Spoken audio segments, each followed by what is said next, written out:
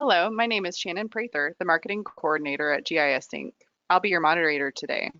I'd like to thank you for joining today's webinar titled GeoIoT, Asset Tracking and Analytics, the third in a series of 6 webinars titled GeoIoT, Why Where Matters. I'd like to take a moment to bring to everyone's attention that if you're planning to join us for any of the additional webinars in this series, you must register for the ones you wish to attend individually. You'll not be automatically registered for all of the webinars in this series. In today's webinar, we'll discuss how you can use asset tracking and analytics to change the trajectory for your business. Using IoT technology, any asset that can have a sensor attached to them can be tracked, monitored, and analyzed, be it a catch basin, employees, medical devices, a warehouse of inventory, or countless types of equipment.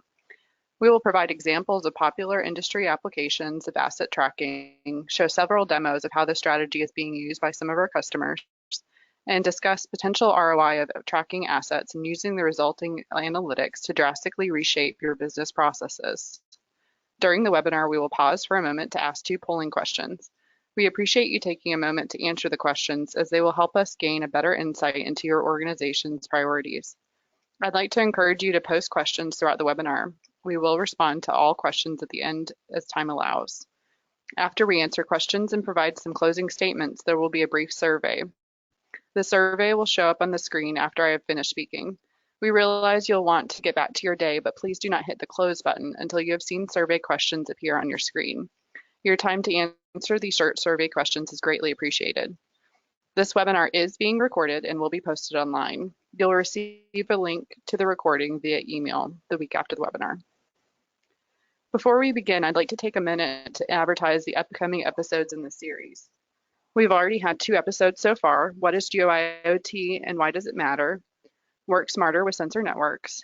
And today we'll be discussing the GeoIoT asset tracking and analytics. Coming up in October, we've got 2 episodes, Indoor Positioning Systems and GeoIoT, GeoIoT Partner Ecosystems, and we'll wrap up the series in November with the future of GeoIoT, Why Where Matters. You can register for all episodes on the link at the bottom of the screen. To set the stage for why GIS Inc. is producing this Why Where Matters webinar series, let me quickly introduce you to our company. GIS Inc. has solved where problems geospatially for over 27 years. With over 160 professionals and one core purpose to create insights through location technology, we help state and local and federal governments as well as commercial industries to improve operational efficiencies, increase citizen engagement, optimize investments in Esri's ArcGIS platform, and increase revenues. Over the past 3 years, we've paired that location, geospatial GIS lens, with an IoT technology. With this GeoIoT, as we call it, businesses attach sensors to assets to track their location in a warehouse or storeroom and view the analytics on the back end. Cities can monitor the use of space in buildings to determine whether to allocate additional resources or not. Organizations can dispatch crews when sensors alert the need for an asset's attention, saving thousands of hours previously spent manually monitoring those assets. We'll cover these applications and many more as we continue the series that explores why where matters. And without further delay, I'm excited to welcome our presenter today, Steve Mulberry, Senior Enterprise Architect and Sales Engineer at GIS Inc. Steve currently serves as our Senior Enterprise Architect and Sales Engineer with over 28 years experience in GIS, creating and architecting enterprise systems. He started his GIS career in the United States Marine Corps as a cartographer and terrain analyst. And since finishing his commitment, Steve has been employed by both state and local governments as well as private GIS consulting firms such as Esri, where he spent 11 years as a solution engineer.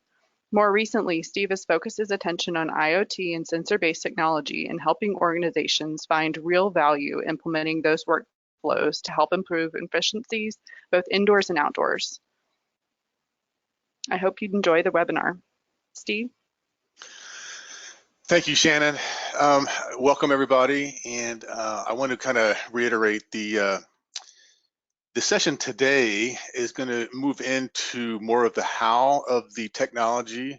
The first 2 webinars that we held, we talked a lot about the why, and so for those of you joining for the first time, we'll do a quick review of some of that talking points that we had in the first 2 webinars, but we will get into the how how this technology, the IoT, GeoIoT, works in asset tracking in the analytics world, and we'll show a lot of demos. This is probably one of the first webinars in the series here that's going to show a lot of demos. I think I got like 7 or 8 of them, and we're also going to get into starting to talk about the technology, the how this stuff works. And so that's sort of how this is going to flow. We're going to do a quick review of why it matters, work smarter, and then we're going to define, what we look at assets and how we define assets from a sensor technology standpoint.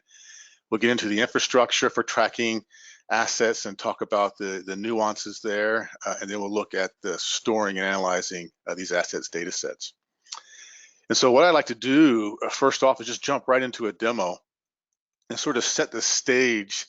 And you'll see throughout the hour here, we'll move back and forth from indoor examples to outdoor examples, because we understand and we see that the technology around sensors and the Internet of Things can flow between the two environments, and it's important to look at both environments as we talk through this technology and how we might be able to use it. So let's just jump right into a demo here. And so I'm going to jump over to my web browser, and you guys are looking at a live example of people movement in a space. Now we've mocked this demo up to show sort of a health slant here. This could be a physician's office, it could be a health center, and we're tracking patients in this regard. So these blue dots that are moving around are real-time Wi-Fi enabled devices that could be a cell phone attached to an individual, and you'll see these assets moving around, and we're collecting that information and then storing that information inside of the ArcGIS platform. If I click on one of these blue dots, we can see that we don't know who this device is actually attached to, but we can track and monitor that through the unique identifier that's associated with that device. And what's interesting then is once we implement this technology and can start to track the usage of this facility, then we can start assigning unique IDs to staff or doctors or assets and things like that. So what I can do is going to come over here and open up my layer list, and let's turn on my doctors here. And so we'll see that we can then take those unique identifiers attached to their cell phones and then register those as now opt-in users, and we can see that we have currently 2 doctors in the facility. They're in their spaces right now. We can also attach those IDs or look at assets. So we can put tags on our assets and track them. They could be Bluetooth tags or RFID tags, and we'll talk about the different technologies. And we can see their last position. So we've got a couple assets out here. This one I think is a wheelchair, and this one over here I think is a portable ultrasound machine. So within this space, we can leverage technology to do multiple things here. We can look at the current usage and the patterns within this space, from where our patients come in, how they move around, how long do they wait, those kinds of things. We can also look at our doctors, where they're at, so we can get them to the places they need to be more efficiently, or find the specific assets. Where are my wheelchairs? Where are my other devices that I need to help move around and manage within the space here? And all along, while we're tracking this information, it's important for us to store that data so we can use it for our analytics. And we'll talk a lot about this later on, but I want to quickly show you an example of that. So if I turn on the space utilization, now we can then look at the space as a whole in its holistic view on where movement occurs most often. And so you can see over time, we can create these heat maps that illustrate the usage within this space. So think of any kind of space management challenge that you might be facing with underutilization or overutilization, or how to get the most efficiencies out of your space. This is a great way to start looking at that area, collecting information, whether it's assets that's in that space, or how people use that space, or other devices that you want to kind of manage and track. And as I zoom in and zoom out in this space, you'll see that this heat map will automatically re-render for me as I get in closer to give me that pattern that I might be interested in to see the most usage of this area here. Now we're going to get into the details about the data storage behind here. What's the best practices for storing the data so you can get it out in this fashion so you can render it very quickly. You can imagine if I'm picking up, a signal every second, we're looking at the patients in this space, the doctors, the assets, we can accumulate large amounts of data very quickly, and that's no problem, right? We're using the ArcGIS platform. We can store, retrieve, and display the information nicely within inside of a dashboard. And so finally, I just want to kind of illustrate that this is using the operations dashboard that's part of the ArcGIS platform. And it's just a configurable tool that allows me to point to my data and configure the elements of my display here. So with that, I want to jump back to the presentation, and I'm going to pause just for a second for a quick polling question. So I'm going to turn it over to Shannon to kick that off. Thanks, Steve. You should all see a poll on your screen now. The question is, do you have sensor-based assets that you track in your organization today? We'll give everybody just a minute to respond.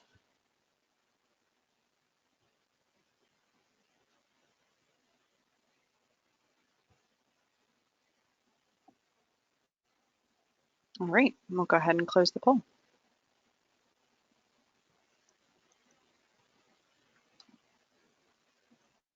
All right, thanks, Shannon. Do you have a percentage of yes and no's? Oh, perfect. So we got about 25 say yes. It'd be interesting to hear later on what are you tracking now? What sensor-based assets that you guys track now? And a good portion say no or not yet. So let's walk through this presentation and maybe get some ideas of how we could leverage sensor-based technology with our assets. So with that, I'm gonna jump back just for a few moments here, a few slides to kind of review what this IoT thing and what this GeoIoT thing is, and then relate that to working smarter with sensor-based assets, and then we'll finish up the discussion with the specific technology and infrastructure around that. So if you remember, those of you that attended earlier, if you do a quick search out there on Google, you'll find 1,000 or so hits on what the Internet of Things represents and definitions out there. And for a quick review, let's just remember and remind ourselves that it's really nothing more than a network of physical objects. These objects could be just about anything, but they have enough electronics built into them to allow us to collect information and then exchange that information somehow. And we've seen these objects and devices and things manifest themselves in many different aspects, right? In wearable clothing and tracking devices and smartphones and smartwatches and security mechanisms and homes and energy places, vehicles. It's all over the place, and where these Internet of Things are coming to light, and that's neat and all, and we understand the importance of that and how it can make our lives easier or maybe more efficient. But where we get real excited about the Internet of Things is that when we attach that spatial location to it, right? So we have a location attached to this sensor, the sensor attached to this asset, and now I can start to monitor and track that asset in relationship to other things around it. And so we've coined this phrase GeoIoT, which merely just means the geolocation or the geographic spatial location of that Internet of Thing, that device, that object, that sensor that we're tracking. And if we look at the three types of things, again, there's things that are used to collect information, things that receive information and then act upon them, and the things that do both, right? And so each one has a very important role in this space. So there's some things that just collect information and send it on. That's great, and we want to be able to leverage that. All right, a lot of our sensors do that right now. A lot of our SCADA environments or utility spaces gather that information. And then there's those things that receive information from another object and then do something based on the data that it just received. But it's when we get to that sweet spot where we have things that do both is when this term smart comes into play. So you've probably heard, the smart cities and the smart devices and the smart this and that. In our world, though, it's all about the data. So when we look at the Internet of Things or these sensors, it's all about the data that is being collected and sent, or the data that's being received and acted upon. That's important. That gives us the ability to be smart about how we work in this space. A really good example of this is a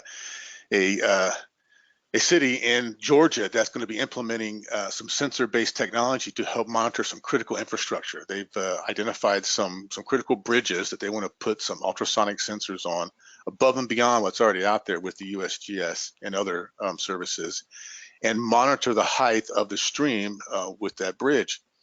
And so the sensor, right, the smart thing out there is collecting information and sending that down to the platform. In this particular example, they're using a protocol called LoRaWAN. It's the low range, wide area network capability, which is now really starting to gain some notoriety and some speed in the industry for a very viable network to transmit information on. So between these two activities, the sensor and the network, we push the information right into the platform, the ArcGIS platform, and we use the GeoIoT server role to do that. So that's the key for implementing this technology is GeoIoT becomes that entry point into the platform from whatever sensor-based assets that you want to track. And so I want to kind of walk through an example. I did this in the last presentation, but I modified it some to kind of be more relevant to the asset tracking that we're going to do today. So think of this concept as we have a sensor, and it could be just about any kind of sensor out there that's got to take that data and communicate it to the platform somehow. This could be cellular based, it could be Wi-Fi, it could be a LoRaWAN, it could be multiple different types of ways that we're getting data from the sensor to the platform. And once we get it into the platform, then we can obviously visualize and monitor that information, but we can also then push that to an asset management system, which then allows us to do automatic dispatching and service request generation and work order generation, all that kind of good stuff. And we're seeing a lot of really good examples of that, like stream gauge monitoring or rainfall monitoring or bridge integrity. Let's look at the current temperature of the pavement. Let's look at the vibration, the total weight, those kinds of things. Trash container capacity, you can kind of see some of the other ones here, catch basin cleaning, road conditions, and let's don't discount the existing SCADA world that's already out there that's capturing things like capacity and pressure and rate, and our HVAC, which is doing temperature and occupancy and those kinds of things indoors as well. We can connect to those systems and bring the data in through those sensor technologies that are tied to those assets, and allow us to work and manage the evolution of that asset and the information that it's collecting. So I want to jump out real quick and kind of show you another example of that process. And so let's go back out to my web browser here, and the first thing I want to show you is another dashboard. So this dashboard is again configured from the operations dashboard environment right from the platform, and I got three simple views here. And the first one is showing me an ultrasonic sensor value, and it's placed over this bridge, over this critical infrastructure that's tied to my other water and sewer and storm and systems here. And I got a little legend that kind of shows me graphically what's happening from the sensor standpoint. Now, if I adjust that sensor, and I'm going to adjust it right here, you'll see the number will reflect the current state of that ultrasonic sensor, and you'll see the map will also reflect that value. And so what we've done is we've created this dashboard, but what we can do is we can plug that dashboard and integrate that right inside a asset management system. Now, the one we showed in the last webinar was CityWorks, so I want to kind of show you that real quick here. This is that same dashboard now plugged in to that environment, which allows us to work the asset from start to finish in whatever status or state that asset is in right now. So you'll notice this little red area over here on the gauge. So I've configured the platform to react based on this threshold. So once that meter gets in that red area, that threshold, I want to start doing some things with it. So let's make that happen. So I'm going to adjust this sensor now in real time, and you'll see now it pop into the red area. So now I'm in the threshold. You see the map adjust automatically too, to show me I'm now in that risk area that I need to start doing some things about this. And so a couple things happened here. One of the things that happened is I just got an email. So the email, and I'm going to bring this over so you can see it. The email, it was an alert. It says sensor returned value beyond threshold, service request automatically created. Have a nice day. I don't have to worry about that, right? The sensor triggered that event for me, helped me start the process here. And within my asset management system, I can then look at my inbox and I can notice that, yes, there was a service request automatically created for this asset, this particular asset. And more importantly, if I'm in the field, let me bring up my cell phone. If I'm in the field, I can also be alerted on the same asset type. And if I go to my CityWorks Online and log in, you'll see that that same asset, that same service request was triggered by that asset is now inside of my workflow in the mobile unit. So I can take the information that was generated from that asset and now work the problem here while I'm in the field, and I can go out and do the inspection, and I can create notes and upload attachment photos, take a photo, and have everything coordinated together in one environment, one platform that allows me to work the problem, whatever that problem might be. Okay. So let me jump back now to the presentation. So we kind of did a quick review of GeoIoT, the Internet of Things, sensor base. We tied that sensor to an asset. That asset is now can be managed through an asset management system. And sort of the framework to get this going, right? There was a simple process that enables you to do what I just did. It's really just this simple. We take and identify the sensor and the asset. We integrate that to the platform, right? The entry point, remember, is the GeoVent server. And once that's in the platform, then we configure our asset management system then to react based on the information coming in. And it could be thresholds, it could be based on capacity or rate or flow or whatever it might be, whatever the sensor that's tied to that particular asset is reading could trigger those types of events for me. And I did a quick screenshot inside of CityWorks to kind of look at the many different types of assets that can be configured in that particular environment. And so this, to me, shows that there's lots of opportunity to see where sensors could be attached to assets to help me track, monitor, and react based on information collected from that asset. So whether if it's traffic or transportation or water, sewer, storm, or street lighting, or whatever it might be, water treatment plants, public works in the parks and things like that, whatever it might be, there's opportunities for us to leverage the technology that's being put right in front of us today, and the Internet of Things and sensors to help track and monitor these assets. It's no misunderstanding that we definitely live in a connected world, right? We see that every day, and we're looking at where people are starting to really leverage this technology. We see it in smart homes and wearable and vehicles, but more importantly, we see it in areas that we work in a day-to-day life in the GIS space, in the cities and the communities and the state agencies and in industry and the manufacturing and health and retail, and those places are really starting to leverage the Internet of Things and the sensor-based technology to help us track and monitor all of our assets, whether it's people or whether it's devices or equipment or inventory or whatever it might be. So when we look specifically at the type of assets that we're going to work with, remember there's things that collect information and send it. There's things that receive information then act upon it. There's things that do both. And so when we look at this, the opportunities of these things, we have to remember that there's indoors and there's outdoors, and we treat each one of these environments differently. The things that we track outdoors might be a little different and use a little different, maybe a ruggedized device and sensors, and may use GPS and cellular and those things, or satellite and things like that. Versus indoors, we have different protocols that we'll use, different devices that we may use, different indoor positioning systems that may come into play here. But in all cases, we're going to work with fixed assets, things that have fixed positions and don't change, like that stream gauge monitor, right? It's a fixed position asset.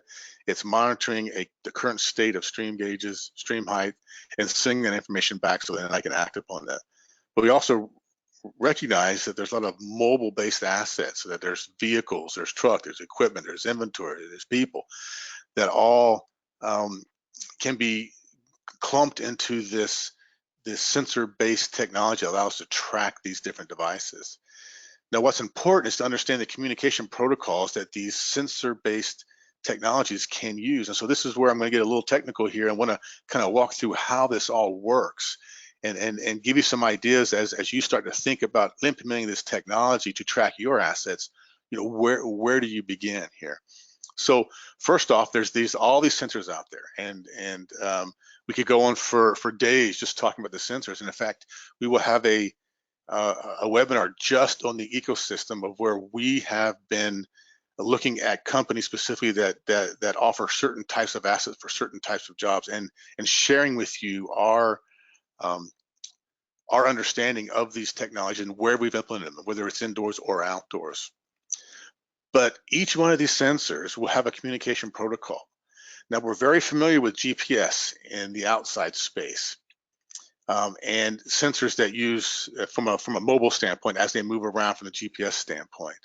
And then they'll either use cellular, or they'll use 5G or LTE or Wi-Fi to communicate that information back to the calling server.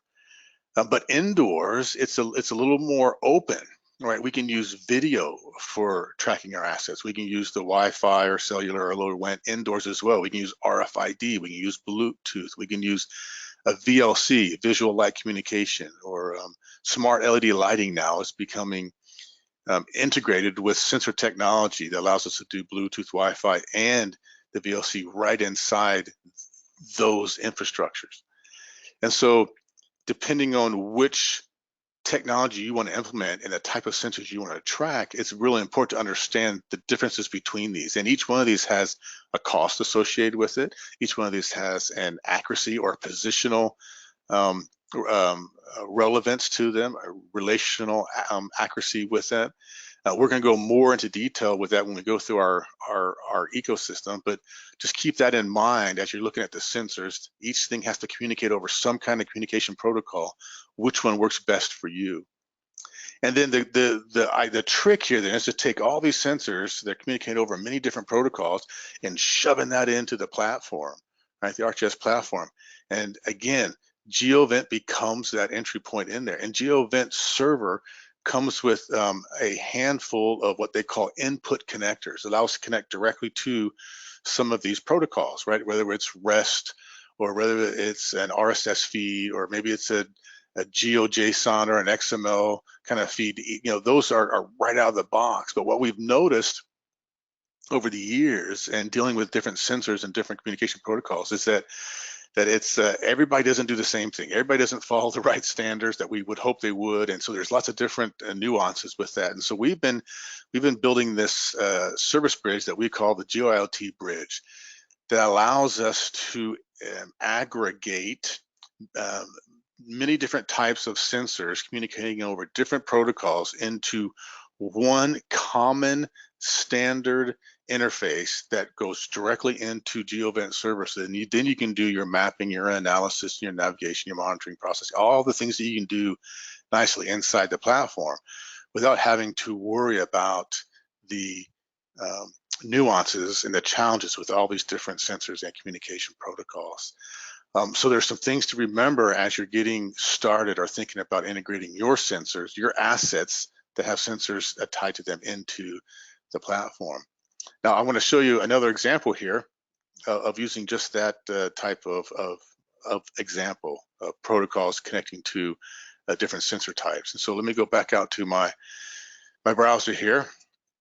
This is an example of, we had a potential customer call us and say, we need to look at our employees and gain some efficiencies from how they work in our warehouse. You know, how many breaks they take, how long do they stay in the break room, or how long are they in the storeroom, even down to how long do they take their bathroom breaks. Right? It becomes an efficiency challenge to look at the entire space, especially if you're dealing with thousands of employees in a very large manufacturing environment. And so we kind of put this demo together, again, using the operations dashboard. It allows us to connect directly into that information that's coming in from these sensors. And these sensors could be security tags that are now that every employee has, their Bluetooth or RFID or whatever technology you want to implement with that.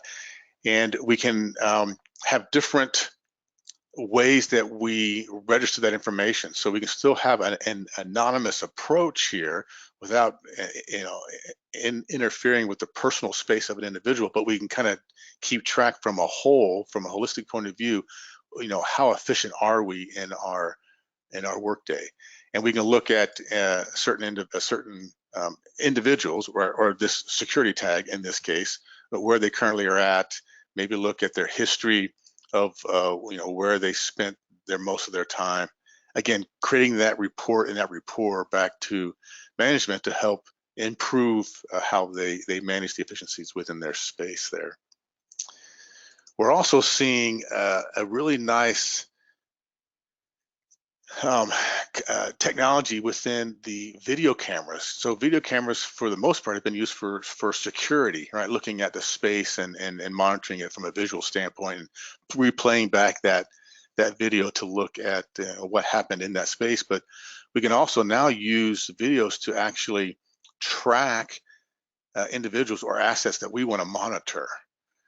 Okay, so the video technology is coming up to speed to where it can, in real time, place these, what we're calling virtual polygons and unique identifiers on either individuals or assets that we configure in the system to help us track and monitor those things just from a video standpoint. So I don't have to have a lanyard or a Wi-Fi device or a Bluetooth tag stuck to this person or this asset I'm tracking. I just use the video camera.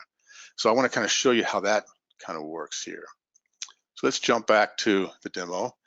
We've teamed up with a company called AccuAir, which allows us to dynamically configure an IP-enabled video camera. So a video camera that's on the network, I can attach it to this process, which allows me then to place that virtual polygon over top of an asset. Now I've slowed this down so you kind of see how this works. You can see several things happening here. We've got the virtual polygon that is dynamically drawn around. In this case, we're tracking people as they walk through our space. This is actually the GIS Inc. office. We got a camera. This is pointing out towards the front of the building there. And you can see the virtual polygon, but also then the little trail, the breadcrumb that kind of shows the path of that person as they walk through. Now, once you configure this camera, you can take that information and tie it to real world coordinates and place those dots on a map. And so if we look at that information then placed on a map, and I can play that back because now I have temporal analysis and temporal aware of that information. I can look at that data and I can see the patterns that have taken place, and each one has unique ID. So I can color code by ID, or I can associate that with an individual or an asset if I'm tracking assets. But you can train the systems now, the video now, to actually look at different things that I want to help track and monitor within my space, which is really exciting that we can leverage video camera now to do some of this asset tracking or analytics based on movement and patterns within my space. So we've gone done some indoors tracking examples. We've done some outdoors with the flood gauge. We're going to show another one here. This is you might be familiar with this one. This is the one that Esri produces. It's again another dashboard that gives us the ability to track our vehicles in real time. So let me jump out to that presentation real quick. Here's a demo of that. In this case, it's a snowplow monitoring example. So these are And this is really nothing new, right? We've been doing AVL stuff for a long time. But what's interesting now with the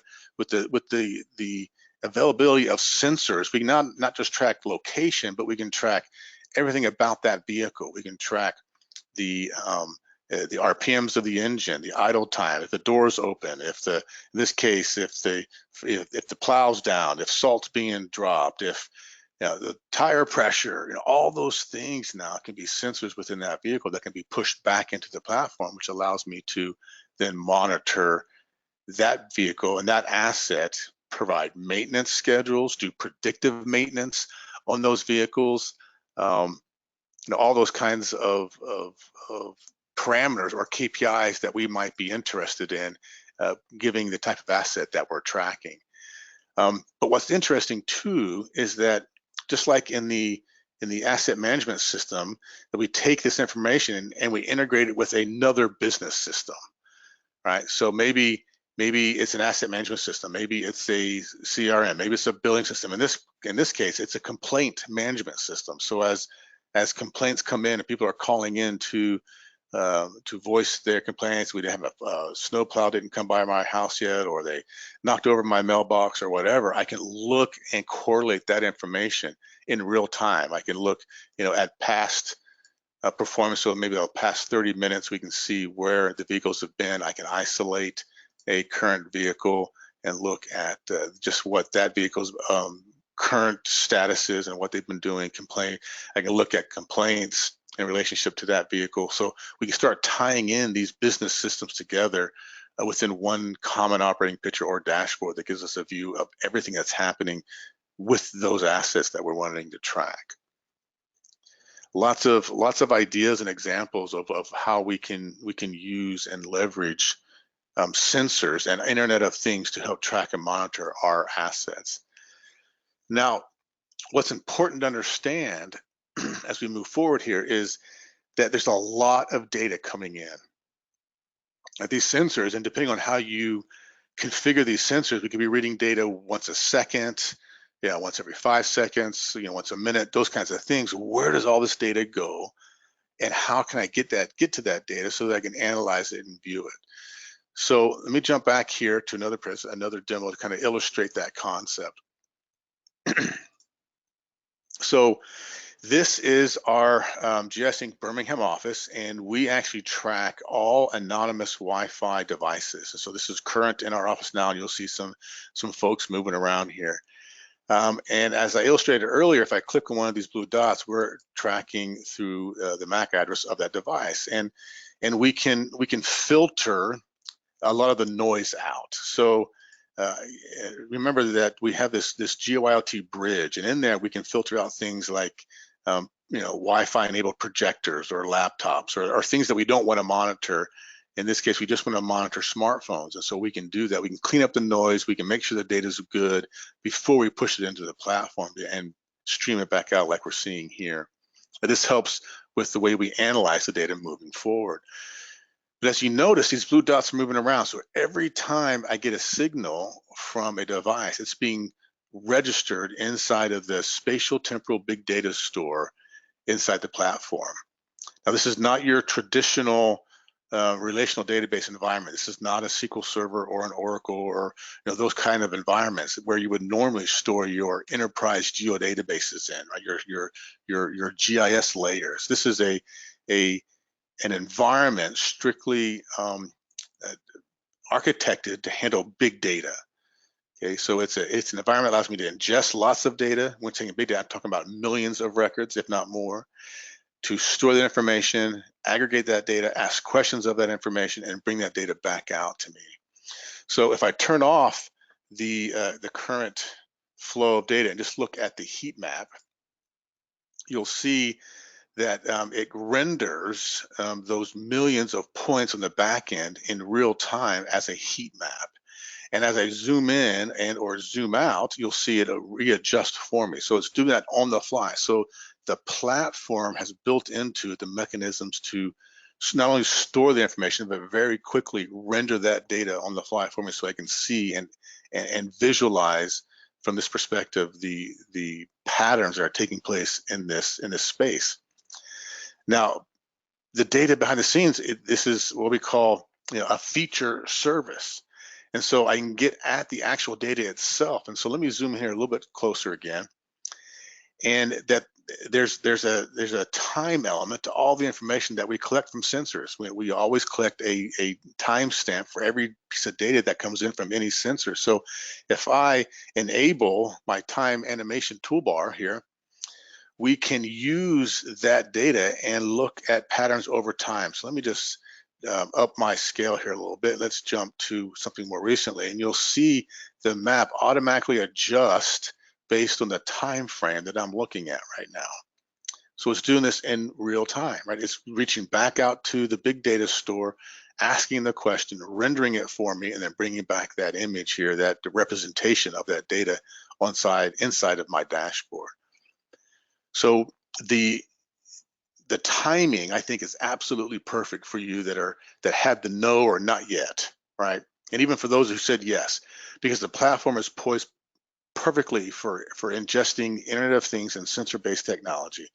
We've got the bridge to bridge the gap between the sensors and the platform. We have the platform for storing, retrieving, analyzing, the dashboards for displaying, the management systems and other business systems that we can use to integrate with. It's a really nice time in this industry to integrate all these components together to give us a nice operational view of what's going on in my service area district, my building, my whatever it is that I manage, my airport, it could be just about anything here.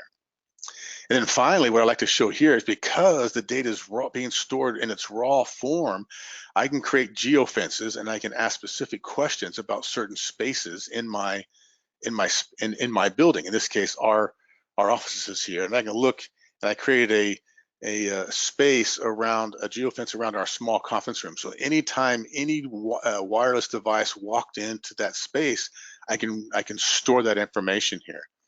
And again, because I have access to it, I can open up that data table and I can look at the timestamp and the unique address, the unique address, and I can start to do what if scenarios or filter the information. What happened between this period in time from working hours, 8 to 5, or how many unique addresses came in there? How long did they stay in there? How, those kinds of things can then really start to manifest themselves to me from an analytic perspective on what's happening in this space. So you have the capability of creating these geofences, these spatial aware views, the temporal aware views, and give yourself the opportunity to really dig deep and mine the data that you're storing inside of the platform there.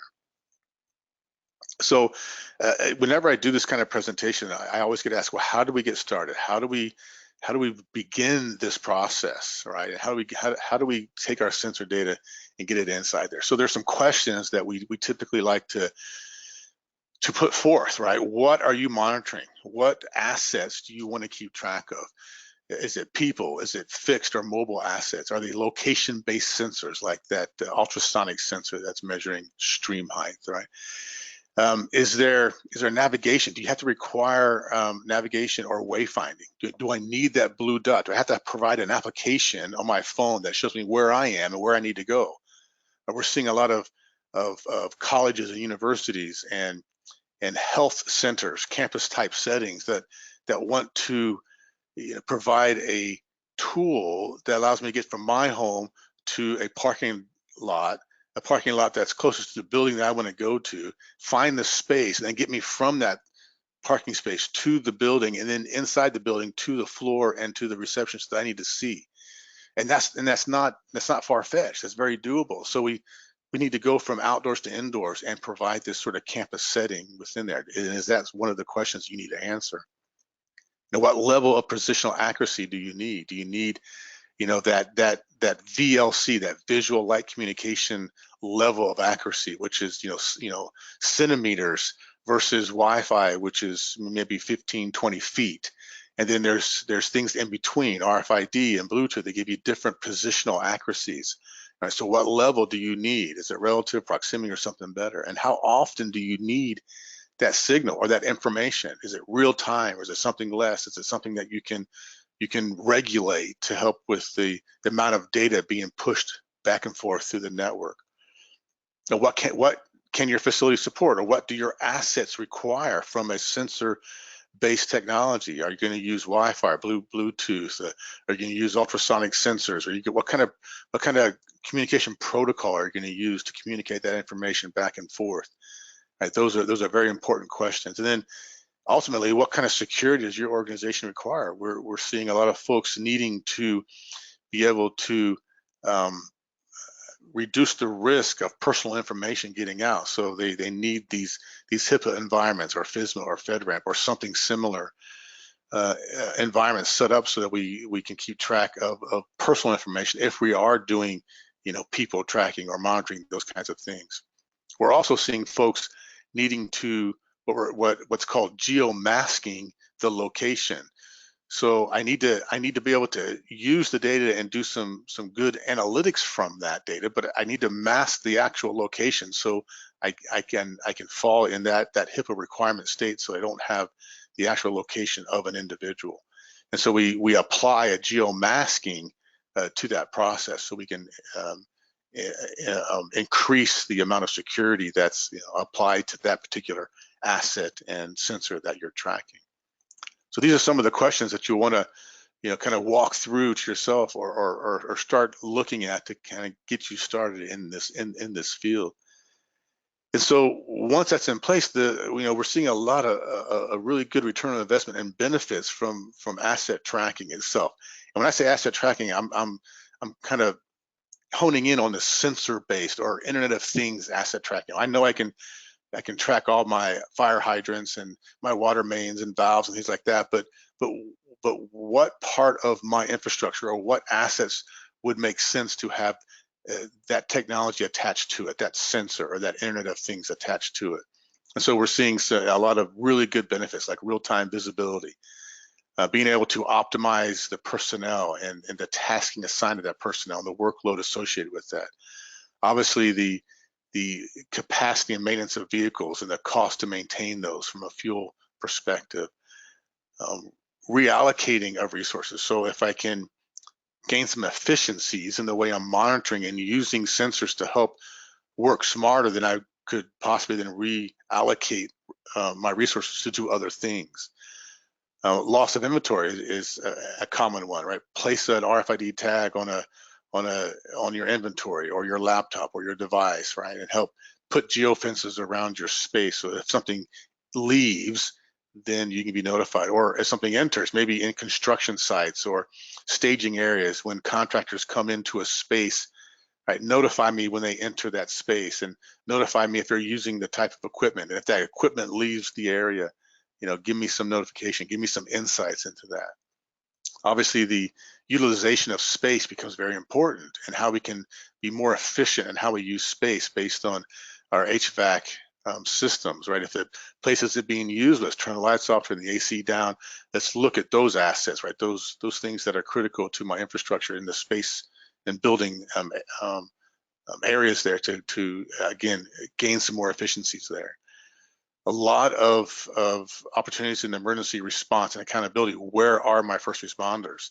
Right? When we get a call to action, can I place a beacon or a tag on my first responder as they go into a building? Can I track them until they come back out? Can I provide that sort of safety monitoring and proximity detection on what's happening in those types of events? So lots of really good options and opportunities for gaining some benefits and ROI from applying this sensor technology to asset tracking.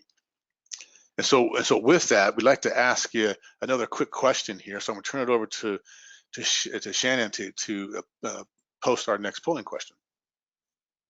Thanks, Steve. So the next question is, what is the main reason you are interested in tracking assets? Real-time visibility, optimized tasking and workloads, reallocating resources, accountability, or reducing costs.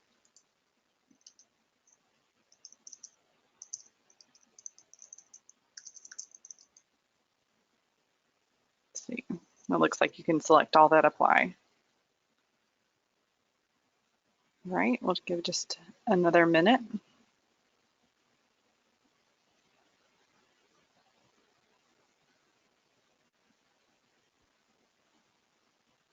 All right, thank you to all those that participated. All right, what kind of results we got there, Shannon? Excellent. So we've got about 64% real-time visibility, which makes good sense in optimizing. So yeah, you guys are definitely seeing the benefits and the return of investment that could come from asset tracking, and a lot of you are probably already doing some of this or a lot of this right now, and maybe just need help kind of taking that next jump or leap and taking that information and putting it into the platform and tying it into a asset management system or other type of business environment. So with that, I appreciate all the comments and the answers to the questions. Maybe Shannon, is there any questions that have been posed during the session here that we can probably address now? Yeah, we've got a few. Let's go with the first one. What do you think is the number one reason larger businesses aren't currently tracking assets through IoT? So I think probably there's a couple aspects to that. Maybe it's a perception of complexity or cost to get started here. What I've seen in this space so far is that we don't have to start with 1,000 sensors, right? We start with maybe one or a group of sensors or a group of assets that you want to track, and start with that, get that information plugged into the platform and start using that information for alerting and monitoring, and then find other areas to continue the integration of these sensor-based technologies. So maybe it's a perceived complexity or cost, but I guarantee you can get started small at a smaller scale, and then go from there. All right, next question. How much of what's being presented relies on GeoEvent processor or GeoEvent server? So everything I showed you today runs on the platform, the ArcGIS platform. So all the sensors that I showed you and the applications I showed you is running through the platform. So it's 100% today. It was all in the GeoEvent server. Does GIS Inc.'s IoT sensor solution work with digital short-range communications protocol? Yes, it can definitely be configured to grab that information and plug it into the platform and then visualize and analyze in the way that you want to see that information. I will say this though, GIS Inc., we don't produce the technology. We don't produce hardware for the sensors. We find the right sensor and the right technology to solve the right problem. But yes, in short, yes. Are there other options than Esri's GeoEvent server that are smooth to work with, such as Postgres? So from a back-end standpoint, and even Esri supports Postgres from a database management system, and so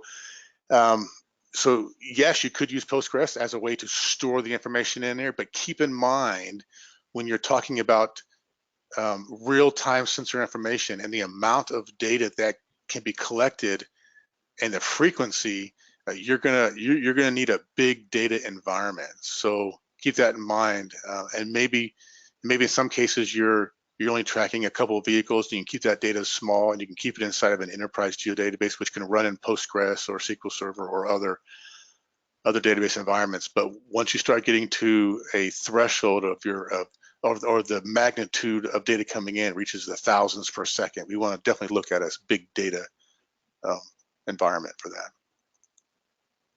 All right, let's go with one more. What's the positional accuracy difference between different sensor technologies such as RFID, Bluetooth, etc.? So there's definitely some positional accuracies between the different technologies, and I would say from sort of a spectrum, the VLC, the visual LED communication, is going to give you the best accuracy, both X, Y, and Z, and then Wi-Fi probably the worst. But I don't want to say worst because it all depends on the application you want to use it at. But Wi-Fi is about 20-foot accuracy. VLC is going to be best centimeter, and you get the sweet spot in between, like Bluetooth and RFID, and those things can get you within 3 foot in some cases, if not better. Very good. I think that's it for now. Let's go ahead and wrap up the episode. Great. All right, so our So a next quick web, reminder. oh, go Yeah, go ahead, ahead. Shannon. No, you go. Thanks. I was Take just it. going to mention our next webinar is going to be Thursday, October 11th from 11 to 12 Central. And this one's going to be that indoors positioning systems with GeoIoT. Just a reminder, you must register for each of these webinars individually, and the link to do so is below. We've got indoor positioning and systems and GeoIoT on the 11th, partner ecosystem on the 25th, and then November 15th we'll wrap up our series. By next week, you will receive an email with the webinar episode's recording link. And as just one final reminder, there's going to be a short survey. Just a few questions will come up on the screen once I finish speaking. We greatly appreciate you taking the time to answer them. Thank you so much for joining us, and we hope you all have a great rest of the day.